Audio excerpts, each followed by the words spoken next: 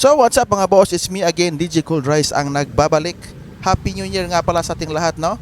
At sana'y naging masaya ang inyong Christmas at New Year. For today's vlog mga boss, ay pupunta tayo sa bodega ni Elstar para mag-general check-up sa lahat ng gamit, especially sa PE unit dahil may service ito ng 10 events straight sa Carmen Bohol para sa kanilang Fiesta Nightly Activity. At bago tayo pupunta sa bodega ay medyo nagutom ako, kaya daan muna tayo sa pambansang burger na which is ang Angel's Burger.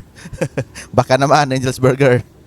At dahil tapos na tayong mag-snacks ay diretso na tayo sa bodega. So let's go mga boss.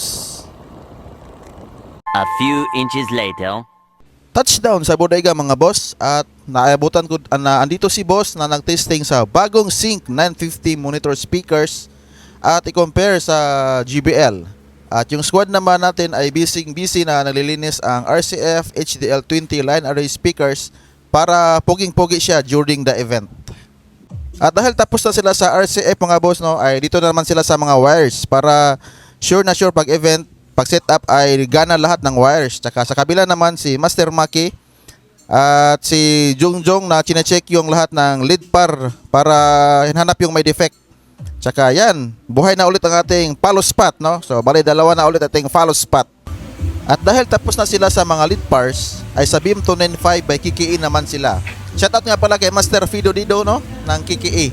So lilinisan nila yan kasi madami ng alikabok sa lens. At minsan yan ang dahilan kung bakit hihina yung beam, dahil natatabunan ng alikabok yung lens. At chinecheck naman ni Jans Borja yung once a year na lang na magamit na Lumilights moving LED. At so far, goods na goods pa rin kahit medyo may edad na. So baka naman Lumilights. At yan mga boss, puging-pugi ang ating JBL at Turbo Sound monitor speakers na nilinisan ni Sana All. At hanggang dito na lang muna mga boss. Maraming salamat sa panonood at kita-kits sa mga setup vlogs ngayong 2025. Let's go!